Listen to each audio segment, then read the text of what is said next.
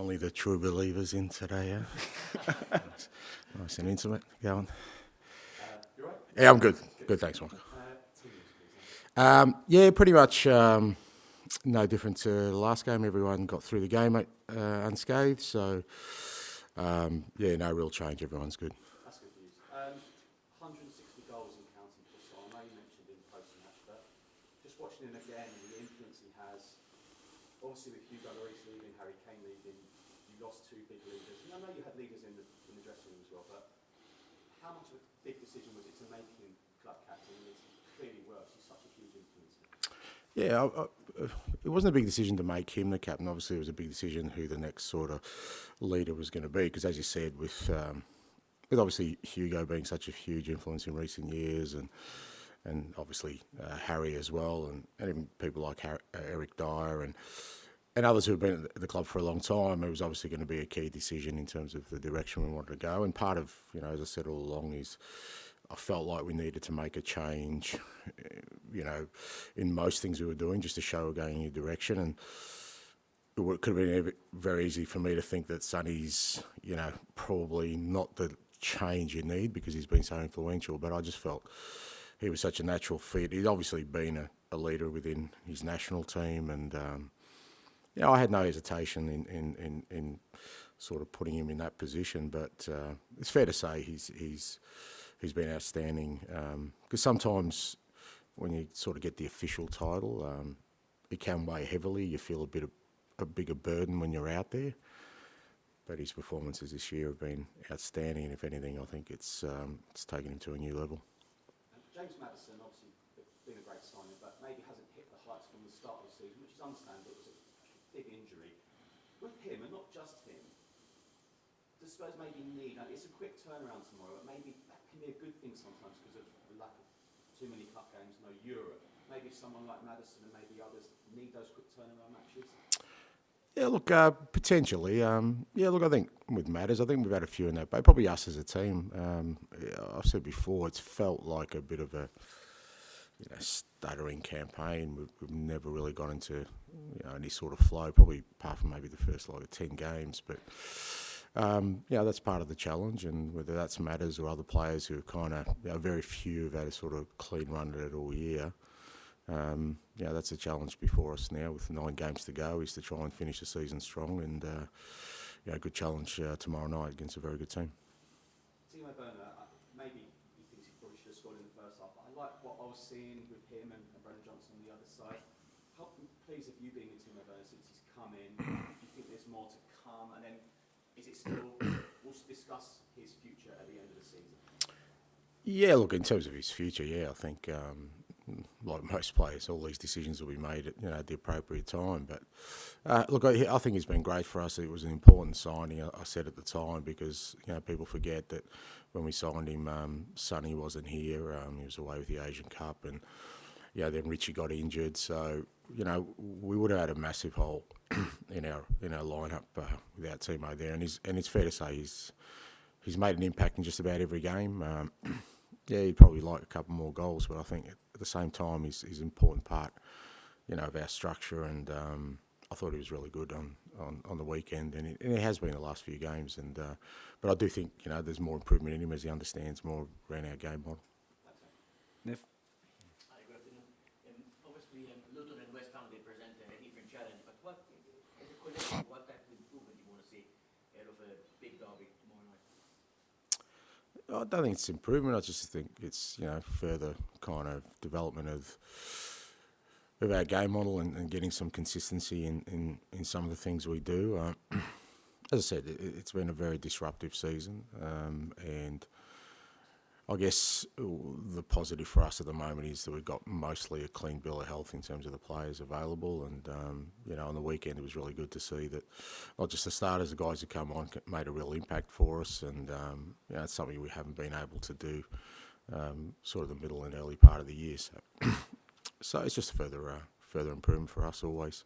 I want to ask you, please, about Brennan Johnson and his impact on the second half. Not for the first time this season, you brought him up and he got the job done. Brought pace, brought energy to the team. It was. Brennan was super on the weekend, and Look, he's another one. He's still young. He's still developing. He's moved to a big club where there's big expectations when you have a big transfer fee. But for the most part, I think he's handled it really well. He started the 2 games before he came off the bench, and he did really well against Villa. Wasn't great against Fulham, but most of the team wasn't great against Fulham. And then this one came again off the bench and made an impact. But I think, again, he's another one that's understanding more and more sort of how we want him to play, and he's adjusting to it. But like I said, I think for the most part he's handled himself really well this year. It was always going to be, like I said, a tough sort of introduction when you're a young player with a big transfer fee, moving to a big club. And I think it's always harder with attacking players because usually they just measure them on one thing, and that is goals or assists. But, I think he's contributing in more than just that. I want to ask you about the top 4 race, the challenge. Obviously, Aston Villa, yourself, Man United as well. There is 8-point gaps between you and United. Can you still see them challenge you? It's a big gap, and also they've been so inconsistent as well. I don't know. I mean, do you see us challenging Manchester City? No? Well, they're only 8 points ahead of us. So if you don't see us Manchester, I think you've been more consistent than Man United. Well, that's what I'm saying. So there's 8 points. So you either think we can catch Man City who are 8 points ahead of us, or you think Man United can catch us. I mean, to me, it's all irrelevant. Like I said, what's important for me is that, I've said it quite a few times, is that, we want to finish the season strong and keep building on the foundation of being a team that hopefully in 12 months' time, people are looking at us differently and talking about us differently. And to do that, it can't just be about where you finish or how many points you get. It's got to be more than that. But obviously, if we finish the season strong, we'll finish in a decent position, and we'll see where that takes us. Ali, please. Hi there, Ange. Obviously, on Saturday, you spoke a little bit about Dejan Kulusevski and why he came off and the cutting inside. Obviously, people forget he's still very young as well. Do you see him always being a right winger, or can you see him maybe at some points being on the left because of his being more left-footed, or would he come deeper in his career? What do you think kind of lies for him? Well, I think he's played in every one of those positions you've mentioned this year. So, yeah, Decky, and look, I think in general we've got a really young group, and and that's what I keep saying is my role within that is to keep challenging them, pushing them to improve, because if this is kind of the baseline for the majority of this group and we can get them to a new level, we're already competing, fairly well in this competition, and that's going to help us improve, So whether that's, Kulusevski or, Brennan Johnson or Van der Veen or Destiny or Pape or all these guys who, are in their very early 20s, is that, in their first or second year of the Premier League, then that's our challenge as a club and as a coaching group to try and improve all of them positionally. Then we'll see where that develops. But like I said, Decky's filled all those positions for us this year and done a good job in just about every one of them.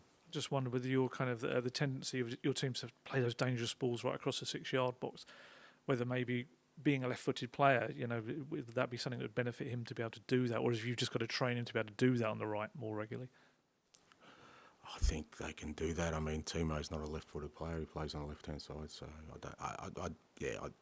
I think what's more important for us is, like I said, is that we continue to challenge our players to develop them, try and improve them, and Decky and all those players I mentioned have got a real appetite for it. So, where they end up in terms of positionally, some of that will be dictated by where the team's at as well. And what we need. Richarlison, can I check how's he reacted after those few minutes? Is he in a position where he could start a game yet? He was much better after the game, and he felt a lot better. Trained yesterday. Got training this afternoon. He'll train this afternoon. So, he feels good now. Just want to ask you on Timo Werner, obviously being a successful signing. You've had a lot of successful signings since you've arrived.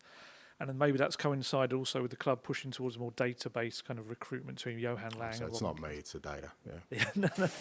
All together. All combined. Well, actually, the question was that something you kind of pushed for when you came in, was the database stuff?